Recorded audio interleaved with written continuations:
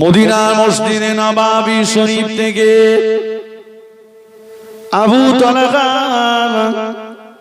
রাদিয়াল্লাহু তাআলা আনহুর বাড়িটা অনেকটা দূরত্ব ছিল, কিন্তু হুজুর আমার আযান হলে পায়ে হেঁটে হেঁটে হেঁটে হেঁটে হেঁটে হেঁটে যে আল্লাহ নবীর পিছনে ইক্তেদা 5 ওয়াক্ত নামাজ জামাতের সঙ্গে আদায় করতেন।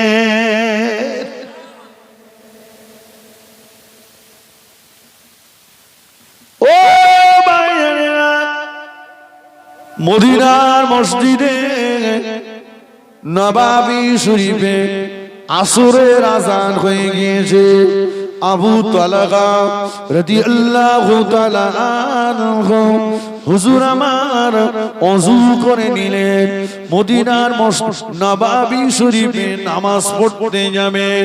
হুজুর যখনই মসজিদে যেতেন, বাড়ি থেকে ওযু করে মসজিদে যেতেন, যে মানুষটা বাড়ি থেকে ওযু করে মসজিদে রওনা হলো, ওই মানুষটা যেন ইহরাম পরে আল্লাহ পাকের খানায় কাবা শরীফে রওনা হয়ে গেল।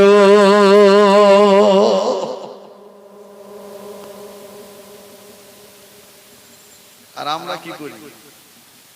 বাড়ি থেকে বিড়ি গালেতে মসজিদে যাচ্ছি, বিড়ি টানতে টানতে। এখানকার বাইরে ভালো এর জায়গা, কিছু জায়গায় দেখেছি 15 মিনিট বাকি আছে জামাতের, বাড়ি থেকে বিড়ি ধরে টানতে টানতে যাচ্ছে মসজিদের কাছে, যে এবার শেষ টান,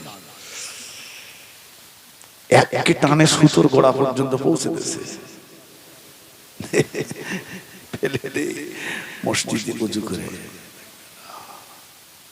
যে রহমতের ফেরেশতা দাঁড়াবে না, ছটফট করবে,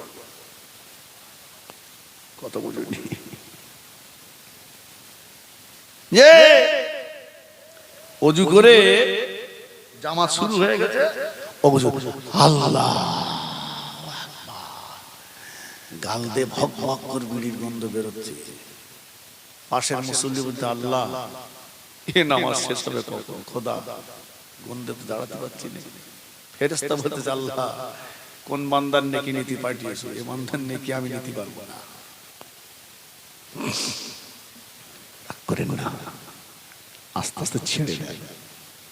আল্লাহ রাসূল বলেছেন, আন-নাওমু আখুল মাউত, ঘুম হলো মরণের ভাই। কোন মানুষ যখন ঘুমিয়ে যায়, তার ভিতর থেকে রূহটা বেরিয়ে যায়। ওই রূহটা আসমান আর জমিনের মাঝখানে ঘুরে ঘুরে ঘুরে এসে যখন মানব দেহের ভিতরে প্রবেশ করে, তখনই তার ঘুম ভাঙে। এজন্য রাসূলুল্লাহ বলেছেন, ঘুম ভাঙার পরে দোয়া যদি পড়তে নাও জানো, অন্তত এতটুকুই বলো, আলহামদুলিল্লাহ রূহ ফিরে এসেছে। ফিরে যদি না আসতো তো তুমি মরা।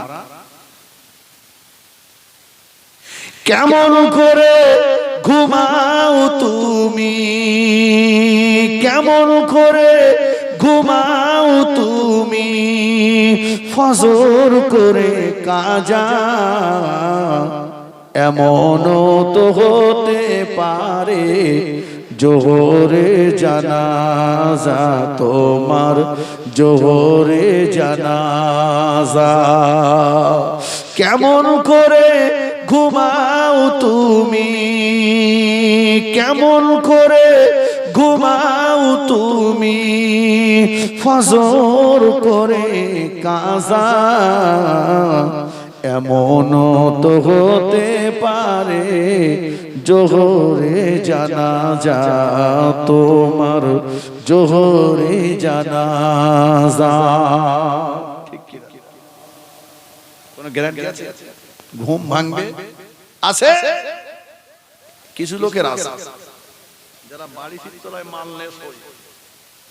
বুঝতে পারেননি কি বলেছি? ওর কা গ্যারান্টি আছে যে রূহ ফিরে আসবে, দুটো খাবো তারপর শোবো।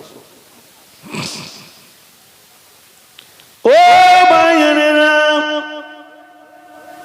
আল্লাহ নবী সাহাবী আবি তালহা রাদিয়াল্লাহু তাআলা আনহু, হুজুরে বিবি এসে সামনে দাঁড়িয়ে গেলেন। প্রাণের স্বামী গো কোথায় যাবেন? ও বিবি, বেলাল আযান দিয়েছে, নামাজ পড়তে যাব। হুজুরের বিবি বললেন, স্বামী গো চলে যান, বাধা দেব না, আটকাবো না, নিষেধ করব না আপনাকে, তবে শুধু একটা কথা বলে দেব, নামাজের পরে যেন দেরি করবেন না, তাড়াতাড়ি বাড়ি চলে আসবেন। সোনার মানিক ছেলেটার বড় জ্বর। কি বললেন? নামাজ পড়ে যেন দেরি করো না, তাড়াতাড়ি বাড়ি এসো, ছেলের খুব জ্বর। কারণ সাহাবা হুজুরদের বিবিরা জানতেন যে এরা মসজিদে গেলে বাড়ি আসতে চায় না। আর আমাদের বিবিরা জানে যে মসজিদে যাচ্ছে মানে বেশিক্ষণ থাকবে না, ওই এক্ষুনি আসবে। হ্যাঁ, মসজিদে গিয়ে পিলার করবে, কোন পিলারে করে গলাবো? হ্যাঁ, আল্লাহু আকবার। কি বলেছে খোদাই জানে, কম্পিউটারের মতো টপার টপ মেরে দিয়েছে। সালাম আলাইকুম রাহমাতুল্লাহ, আল্লাহুম্মা আমিন। জমি দাও, জায়গা দাও, ঘর দাও, বাড়ি দাও, টাকা দাও, পয়সা দাও, দুনিয়ার মাল চাচ্ছে, যেন মাল সব রেখে গেছে। এত চাচ্ছি তো হয় না। তো আমি বলি, চাচা পাও না? খুব আল্লাহ বিল্লাহ করতে হয় না। শোনো, এই পাটির দাঁড়ানো দোয়াটা বলো দিন। ওটা বড় মতন না, ওটা হয় না। তা আত্তাহিয়াতুটা হবে? বলছে ওইটা একটু বড় মতন না, ও হয় না। চাচা তাই দোয়া মাসুরা, দোয়া কুনুত বলে, খোকা তুই তো খুব বিয়াড়া লোক, দেখে দেখে বড় গুলো ধরতেছিস কেন? বড় আমার হয় না। বলি, চাচা একটা হয় না, তা ভুয়া রেশন কার্ডের কত মাল নেবে তুমি? তুমি একটু নামাজ কালাম পড়ে আল্লাহ বিল্লাহ করো যে আল্লাহ আমি তো জানি না, যা পড়েছি একটু কবুল করে নাও, আল্লাহ আমার মাফ করে দাও। সেসব কথা বলো না, শুধু বলতে মাফ।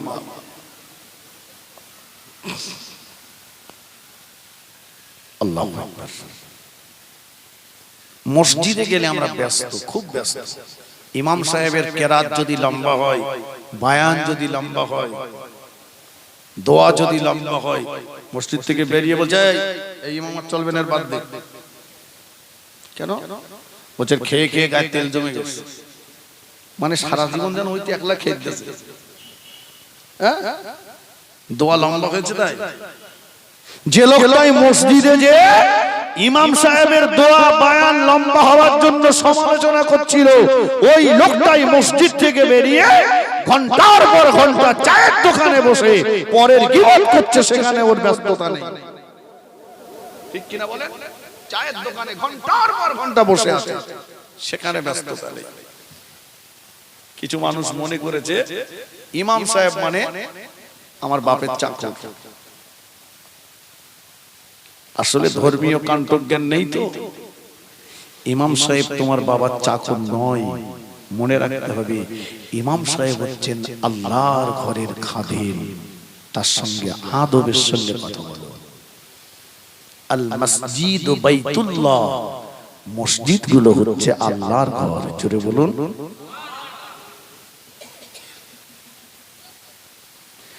আল্লাহ নবী সাহাবী আবু তালহা রাদিয়াল্লাহু তাআলা আনহু বললেন, ও আমার বিবি, রোগ দেওয়ার মালিক যে আল্লাহ, শেফা দেওয়ার মালিক সেই আল্লাহ।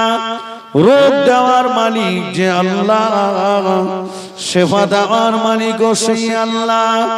ও বিবি, আমি আমার আল্লাহ পাককে খুশি করতে যাচ্ছি, তুমি আমার সোনার মানিকের দিকে লক্ষ্য রেখো।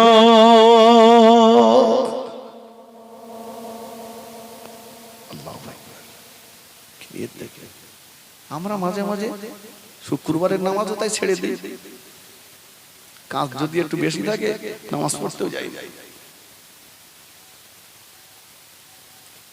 হযরত আবু তালহা রাদিয়াল্লাহু তাআলা আনহু মদিনার মসজিদে নববী শরীফে চলে গেলেন। আল্লাহ নবীর পিছনে ইক্তেদা করে আসরের নামাজটা আদায় করলেন। আসরের নামাজের পরে হুজুর আমার তাসবিহে মশগুল হয়ে গেলেন। বাড়ির কথা মনে নাই, বাচ্চার কথা মনে নাই, বাড়ির কথা মনে নাই, বাচ্চার কথা মনে নাই, বিবির কথা মনে নাই। দেখতে দেখতে মদিনার মসজিদে নববী শরীফে মাগরিবের আযান হয়ে গেল। আবু তালহা রাদিয়াল্লাহু তাআলা আনহু আল্লাহ নবীর পিছনে ইক্তেদা মাগরিবের নামাজ আদায় করলেন। মাগরিবের নামাজের পরে হুজুর আমার আওয়াবিনের নামাজ পড়লেন। আওয়াবিনের নামাজের পরে হুজুর আমার কোরআন শরীফ তেলাওয়াতে মশগুল হয়ে গেলেন। বাড়ির কথা মনে নাই, বিবির কথা মনে নাই, বাচ্চার কথা মনে নাই। দেখতে দেখতে মদিনার মসজিদে নববী শরীফের মুয়াজ্জিন হযরত বেলাল রাদিয়াল্লাহু তাআলা আনহু ইশার আযান দিয়ে দিয়েছেন। আবু তালহা রাদিয়াল্লাহু তাআলা আনহু আল্লাহ নবীর পিছনে ইক্তেদা করে ইশার নামাজ আদায় করে নিলেন।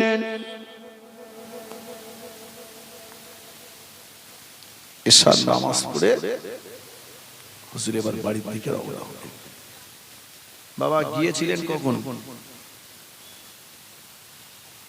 আসরে। আর ফিরছেন কখন?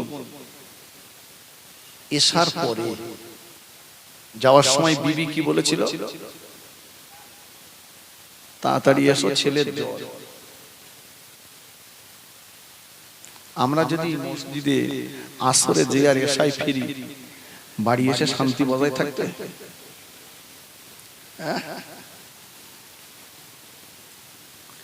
আবু তালহা রাদিয়াল্লাহু তাআলা আনহু বাড়ির দরজায় চলে আসলেন। বিবিকে সালাম দিলেন। হুজুরের বিবি সাহেবা সালামের জবাব দিলেন, দরজাটা খুলে দিলেন। হুজুর ঘরের ভিতরে প্রবেশ করলেন। ঘরের ভিতরে প্রবেশ করে দেখেন হুজুরের বিবি সাহেবা রাতের খাবারটা রেডি করে বসে আছে। হুজুরকে বললেন, ও আমার প্রাণের স্বামী, রাতের খাবারটা আমি রেডি করে ইন্তজার করছি, চলে আসুন, নিজে হাতে করে রাতের খাবারটা আপনাকে খাইয়ে দেব। আবু তালহা রাদিয়াল্লাহু তাআলা আনহু বলেছিলেন, ও আমার বিবি, খাওয়ার পরে খাবো, আগে তুমি আমায় বলো না। আমি যখন আসরের নামাজ পড়তে যাচ্ছিলাম, তুমি আমাকে বলেছিলে তাড়াতাড়ি বাড়ি চলে আসবে। সোনার মানি, ছেলেটার বড় জ্বর, ছেলেটা বড় অসুস্থ। ও বিবি, মসজিদে যে মসজিদের প্রেমে এতটাই পাগল হয়ে গিয়েছিলাম, মসজিদে যে আল্লাহ আল্লাহ নবীর প্রেমে এতটা দিওয়ানা হয়ে গিয়েছিলাম, মসজিদে যে নামাজে এতটাই ডুবে গিয়েছিলাম।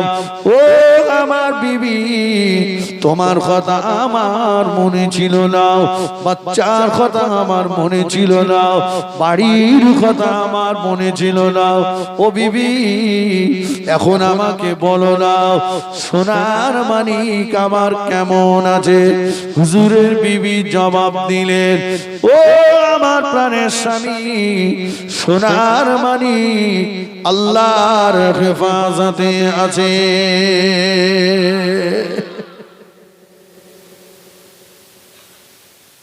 আসুন খেয়ে নেন। নিজে হাতে খানাটা খাইয়ে দিলেন। খাওয়ার পরে বললেন, সারাদিন তো কষ্ট করে, চলুন একটু আরামের বালিশে বিছানায় পিঠ রাখে, আমি একটু আপনার সেবা করি। আবু তালহা রাদিয়াল্লাহু আনহু বালিশে মাথা রাখলেন। হুজুরের বিবি সাহেবা হুজুরের খেদমতে নিয়োজিত।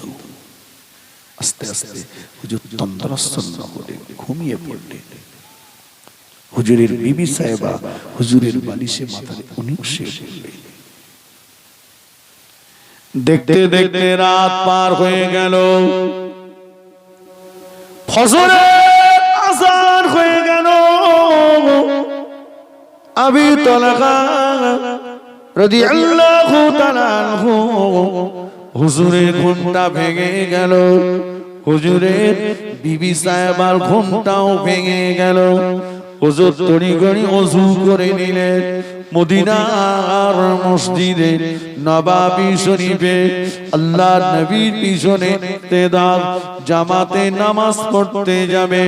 হুজুরের বিবি সামনে এসে দাঁড়িয়ে গেলেন।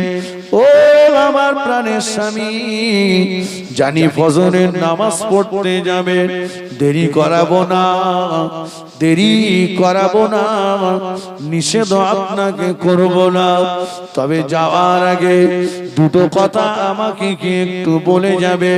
কি কথা বলো না বিবি? ও আমার প্রাণের স্বামী, কেউ যদি আপনার কাছে কোনো জিনিস আমানত রাখে, এই আমানতটা তিনি যদি ফেরত চান, চাওয়ার সঙ্গে সঙ্গে আপনি তাকে ফেরত দেবেন কিনা? হুজুর বললেন, ও আমার বিবি, আল্লাহ নবী জানিয়েছেন আয়াতুল মুনাফিকি সালাসুর ওয়া ফি রিওয়ায়াতিন আরবাতুর। আল্লাহ নবী বলেছেন মুনাফিকদের তিনটে লক্ষণ। অপর হাদিসে রাসূলুল্লাহ বলেছেন ওয়া ফি রিওয়ায়াতিন আরবাতুর, মুনাফিকদের চারটে লক্ষণ। রাসূলুল্লাহ বলেছেন ইযা হাদাসা কাযাবা, যখন তারা কথা বলবে কথাই কথাই মিথ্যা কথা বলবে। ওয়া ইযা দাখালাফা, ওয়াদাত খেলাফ করবে। ওয়া ইযা তুমিনা খানা, তারা আমানতের মাল খেয়ানত করবে। ওয়া ইযা খাসামা ফাজারা, তারা ঝগড়া বিবাদ করলে গালিগালাজ করবে। ও বিবি, আল্লাহ পাক কোরআন পাকে জানিয়েছেন ইন্নাল মুনাফিকিনা ফিদ দারকিল আসফালি মিনান নার, মুনাফিকদের জায়গা হলো জাহান্নামের তলদেশে। বিবিরে, আমানতের মাল চাইলেই ফেরত দিতে হবে, যার মাল তাকে দেব, কেন আমায় কষ্ট হবে? হুজুরের বিবি বললেন, ও আমার প্রাণের স্বামী, আপনার কথাতে যদি আপনি দাঁড়িয়ে থাকেন, চলে আসুন আমার সঙ্গে, চলে আসুন। হাতটা ধরে পাশের ঘরে নিয়ে গেলেন। পাশের ঘরে নিয়ে যেয়ে চাদরটা মুড়ি দিয়ে কি যেন শোয়ানো আছে, চাদরটা টানলেন, মুখটাকে আলগা করলেন। ও আমার প্রাণের স্বামী গো, দেখুন দেখুন, সোনার মানিকের মরা মুখটা একটা বার দেখে যান। গতকাল আপনি যখন আসরের নামাজ পড়তে গিয়েছিলেন, আসরের নামাজ পড়তে যাচ্ছিলেন, আমি আপনাকে বলেছিলাম সোনার মানিক আমার অসুস্থ, আপনি চলে গিয়েছেন। বেশ কিছুক্ষণ পরে বেটা আমার ইন্তেকাল করেছে। আমি ওর জনম দুঃখিনী মাও নিজে হাতে করে সোনার মানিককে গোসল দিয়েছি, নিজে হাতে করে গোসল দিয়ে চাদরটা মুড়ি দিয়ে শুইয়ে দিয়ে আপনার জন্য ইন্তজার করছি। হুজুর বললেন, ও আমার বিবি, তুমি আমায় বললে সোনার মানিক আল্লাহর হেফাজতে আছে। স্বামী গো, মিথ্যা কথা আপনাই তো বলি, সোনার মানিক আল্লাহর হেফাজতে আছে। ও প্রাণের বিবি কি কথা বললে আমায়, কি কথা শোনালে আমায়, কি কথা শোনালে আমায়। হুজুরের বিবি সাহেবা শাড়ির আঁচলটা দিয়ে চোখের পানিটা মুছিয়ে দিয়ে প্রাণের স্বামী গো একটু আগেই তো বললেন আমানত যদি ফেরত চাই ফেরত দিতে হবে। ও আমার প্রাণের স্বামী, আমাদের সোনার মানিককে আল্লাহ পাক আমাদের কাছে আমানত রেখেছিলেন, আমানত আল্লাহ ফেরত নিয়েছেন। এর জন্য দুঃখ করলে হবে না, এর জন্য কষ্ট পেলে হবে না। চলে যান, দুঃখ করবেন না, কষ্ট করবেন না। আল্লাহ যদি সন্তান না দিতে আল্লাহ পাকের বিরুদ্ধে পৃথিবীর কোন কোর্টে কেস করতে পারতাম না। আল্লাহ যদি সন্তান না দিতেন আল্লাহর বিরুদ্ধে পৃথিবীর কোন জায়গায় বিচার দিতে পারতাম না। যে আল্লাহ সন্তান দিয়েছে সে আল্লাহই তো সন্তান নিয়ে নিয়েছে। এর জন্য দুঃখ করলে হবে না, কষ্ট পেলে হবে না। যান, চলে যান মদিনার মসজিদে নববী শরীফে যে আল্লাহ নবীর পিছনে ইক্তেদা করে ফজরের নামাজ আদায় করুন। নামাজের পরে আমার রাসূলুল্লাহকে দাওয়াত দিয়ে আসুন। নামাজের পরে দয়ার নবীকে দাওয়াত দিয়ে আসুন। দয়ার নবী যেন এসে আমার সোনার মানিকের জানাজাটা পড়ে। আমার নবী যদি এসে সোনার মানিকের জানাজাটা পড়ে আমি ওর জনম দুঃখিনী মা বড় খুশি হয়ে যাব। আবু তালহা রাদিয়াল্লাহু তাআলা আনহু মসজিদে নববী শরীফে চলে গেলেন। আল্লাহ নবী পিছনে ইক্তেদা করে ফজরের নামাজ আদায় করলেন। নামাজের পরে দয়ার নবী নূরে মুখটা দিকে জজ্জর করে কাঁদতে লাগলেন। রাসূলুল্লাহ বললেন, আবু তালহা এশার নামাজ জামাতে আদায় করে বাড়ি গিয়েছো, ফজরের নামাজ পড়তে এসেছো, কি হয়েছে বাবা, কি হয়েছে বাবা, কেন এমন করে কাঁদছো? ও আবু তালহা,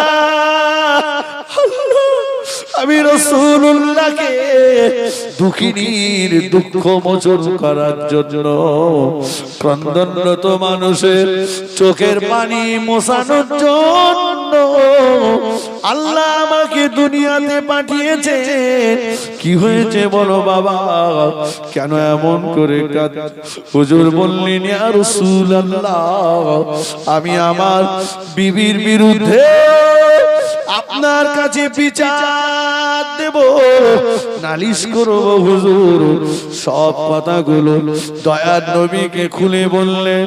রাসূলুল্লাহর মোবারক চক্ষু দিয়ে টপ টপ করে পানি টুসে গড়িয়ে গেল। আল্লাহ নবী বললেন, ও বাবা আবু তালহা, কি বিচার করব তোমার বিবির বিরুদ্ধে, কি বিচার করব তোমার বিবির এগেইনস্ট? তোমার বিবি যে ধৈর্য ধারণ করেছে, তোমার বিবি যে সবর ইখতিয়ার করেছে, এমন ধৈর্য ধারণকারী ব্যক্তি দিগের জন্য আল্লাহ পাকের দয়া জান্নাতের 8টি দরজা আল্লাহ খুলে দিয়ে রেখেছে। আর একটু জোরে বলেন সুবহান, আর একটু জোরে বলেন সুবহানাল্লাহ। আল্লাহুম্মা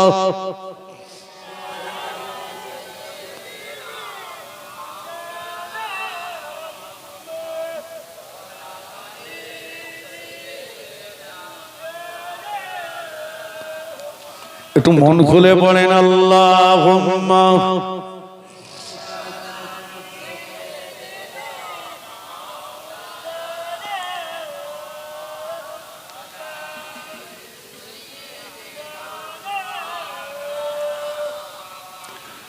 মুসিবত না পাই যদি,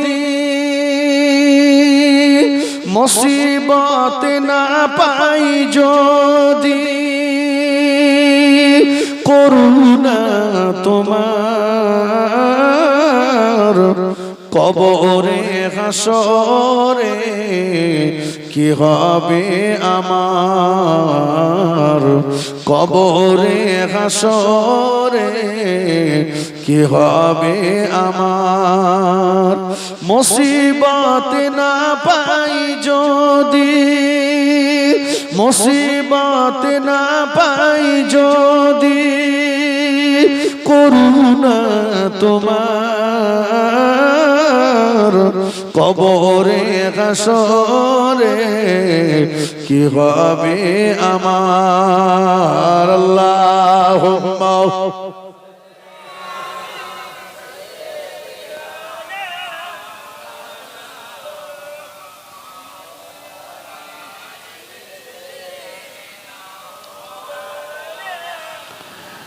আসি গো ডুবে আমি পাপেরি সাগরে, না জানি কি হবে ও পারে হাসরে। আসি গো ডুবে আমি পাপেরি সাগরে, না জানি কি হবে কবরে হাসরে। তোমারি সুপারিশ বিনা কেমন হব পার, কবরে হাসরে কি হবে আমার। আল্লাহুম্মা সাল্লি আলা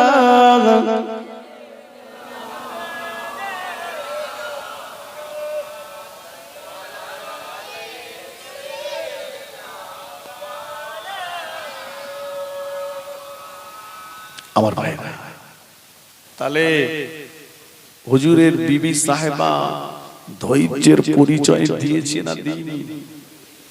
দিয়েছে। আল্লাহ বললেন এই মাটি দিয়েছি এজন্য মাটির ভিতরে যেমন রয়েছে ধৈর্য সবর শক্তি, বান্দা তোমার ভিতরেও থাকবে ওই রকম কথা বলে ধৈর্য সবর।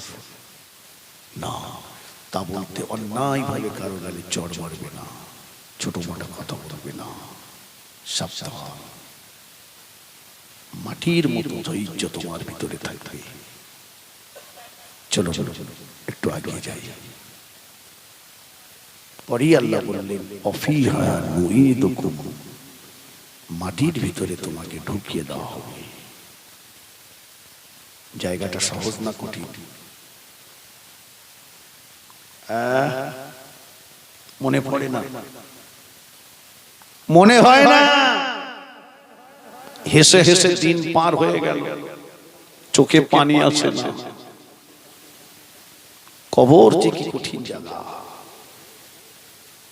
কত কিছু কঠিন জায়গা।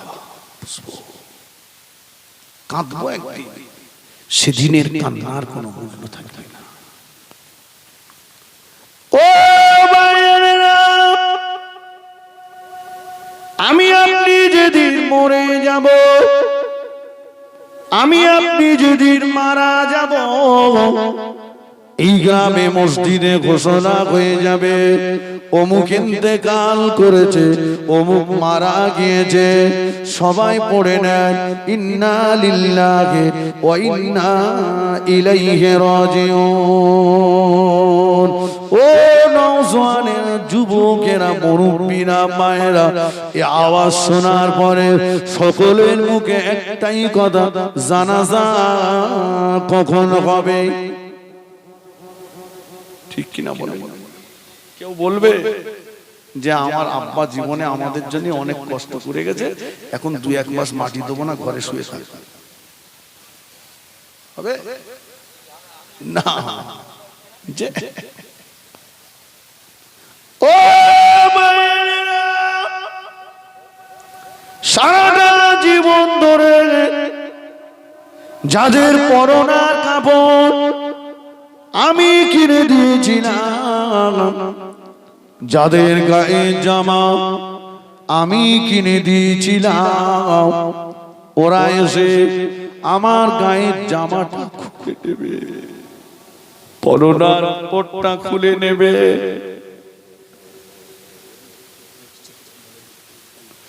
আমার পয়সায় তৈরি করা খাট খাটের থেকে আমাকে আপনাকে নামিয়ে দেবে। সারাটা জীবন যাদের জন্য করলাম তারা জি বাবা, শুনছি দোকানে প্রচুর মানুষ, আপনারা কি বলেন ওখানে লোকজন আছে না ফাঁকা আছে? হ্যাঁ হ্যাঁ, জীবনে দোকান দেখিনি, আচ্ছা একটু দেখে কমিটি ভাইরা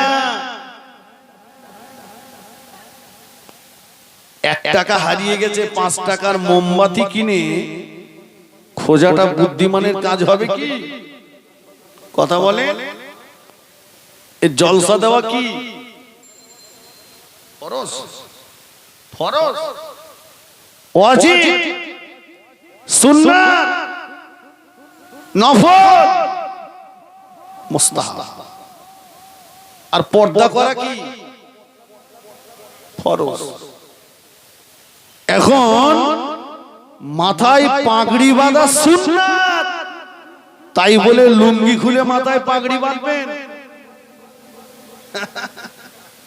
চাচা বলে মাঠে নামাজ পড়তেছি খোকা, পাগড়ি তো এখানে নেই, তো লুঙ্গিটা খুলে পাগড়ি বাঁধে নেই, সুন্নত পালন করছে, এদিকে ফরজ। হ্যাঁ, তো পর্দা করা ফরজ। এই জলসা থেকে ওখানে মেলা হচ্ছে, সেখানে মেয়েরা অবাধ ভাবে ঘোরাফেরা করছে, ভিড় করে আছে। কমিটি ভাইদের বলবো যদি পারেন ওই দোকানগুলোকে আপাতত বন্ধ রাখেন, সকালবেলা যা করবেন করবেন। কথা ঠিক কিনা বলেন? আমার ভাইরা, নওজওয়ানেরা, যুবকেরা, মুরব্বীরা, তাহলে কাঁধের জন্য কি করলাম, কাঁধের জন্য কি করছি? ও মায়েরা, আমার পয়সায় তৈরি করা খাট খাটের থেকে নামিয়ে দেবে, মসজিদ থেকে খাটিয়াটা এনে ওই খাটিয়ার উপরে আমাকে আপনাকে শুইয়ে দেবে। জীবনে অনেক পরিশ্রম করে টাকা উপার্জন করে গোসলখানা বানিয়েছিলাম, পাথর লাগিয়েছিলাম, টালি লাগিয়েছিলাম, দামি দামি ট্যাপ লাগিয়েছিলাম, শাওয়ার লাগিয়েছিলাম, আর জীবনেও কোনোদিন ওদের গোসলখানায় গোসল করতে যাব না, আর জীবনেও কোনোদিন ওদের পানির ট্যাপে হাত দেব না। কিন্তু না, আমার আপনার জীবনের বিদায়ী গোসলটা, আমার আপনার জীবনের শেষ গোসলটা ওই গোসলখানার ভিতরে আমাকে আপনাকে করতে দেবে না। বাড়ির বারান্দাতে অথবা উঠানে আলাদা একটা গোসলখানা কাপড় দিয়ে বানানো হবে, ওই গোসলখানার ভিতরে নিয়ে আমাকে আপনাকে জীবনের বিদায়ী গোসলটা দিতে থাকবে।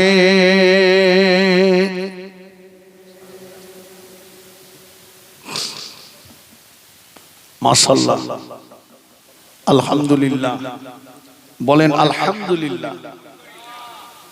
একটু মন খুলে বলা যাবে না আলহামদুলিল্লাহ? এই লোক ঠিক আছে, একদম চাঙ্গা করে বলেছে। সবাই মিলে বলেন নারায়ে তাকবীর। সব থেকে ফুল ভোল্টেজ এই না, এরপরে আর আছে আছে একেবারে সব লাগাবে, খিদে লেগে যাবে তো, তাবারক দেবে। তাহলে আরেকটু মন খুলে নারায়ে তাকবীর, নারায়ে তাকবীর। সিলসিলায়ে হক মুজাদ্দিদে জামান, মুজাদ্দিদে জামানের হক সিলসিলা জনাব মুহতারাম আলাকা হযরত মাওলানা শাহনুর আলম সাহেব, আলাকা হযরত মাওলানা শাহনুর আলম সাহেব, নারায়ে তাকবীর।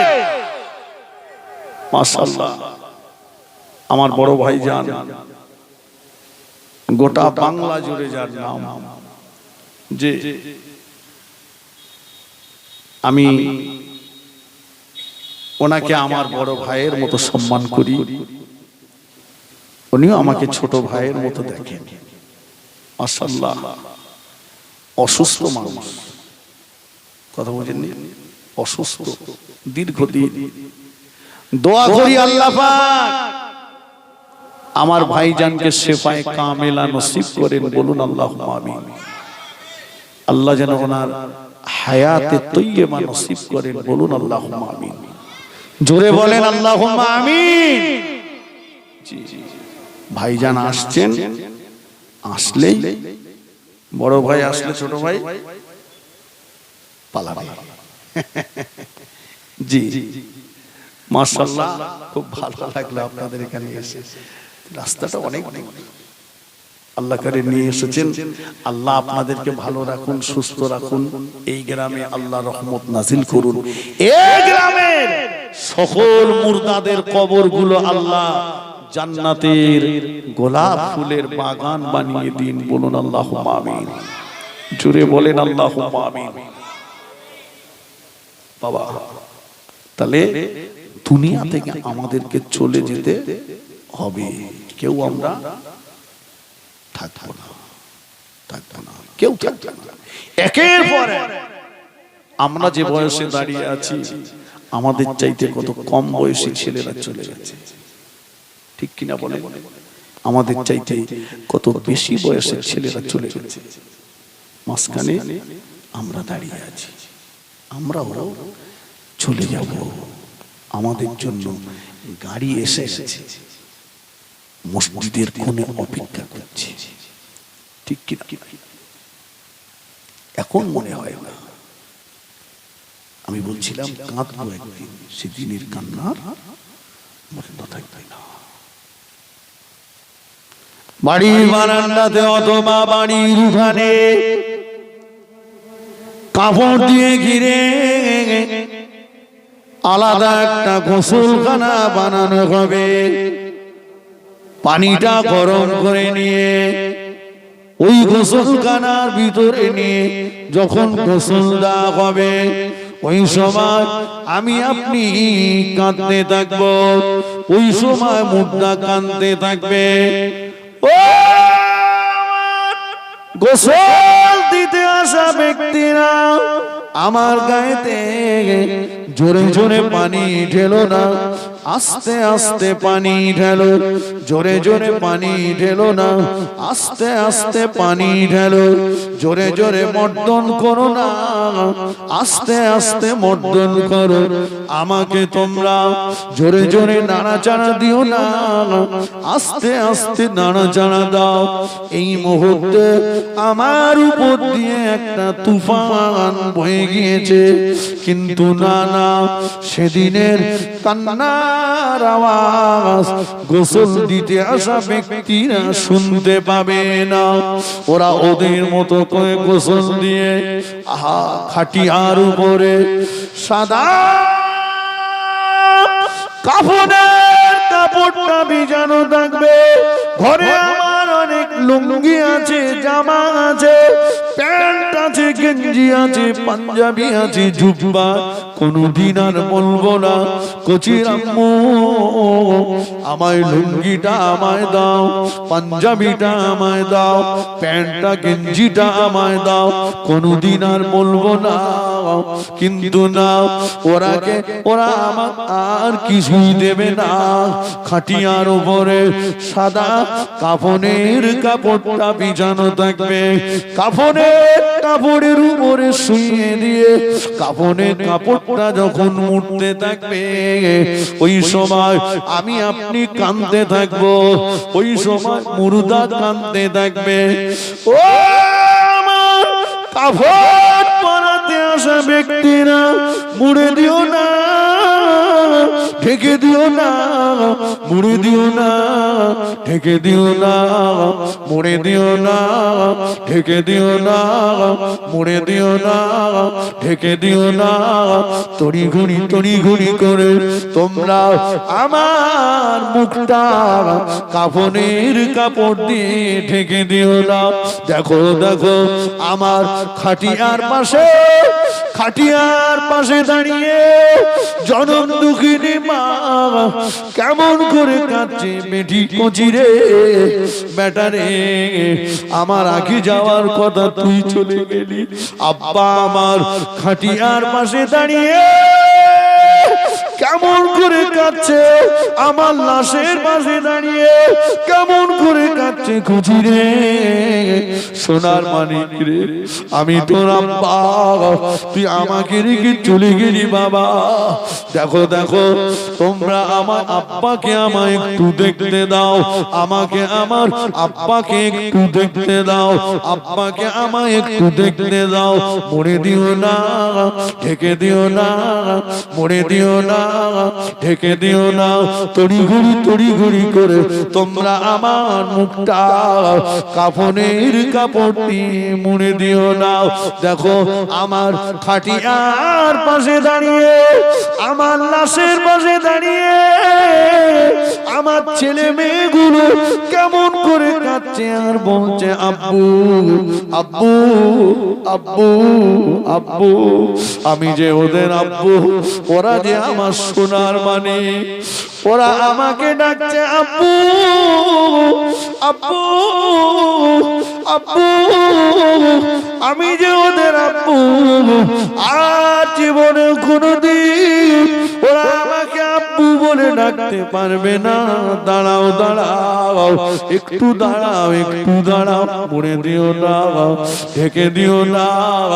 আমার লাশের পাশে দাঁড়িয়ে নাতি পোতাগুলো আমাকে কেমন করে ডাক, দাদু ভাই, নানু ভাই, দাদু ভাই, নানু ভাই, দাদু ভাই, নানু ভাই।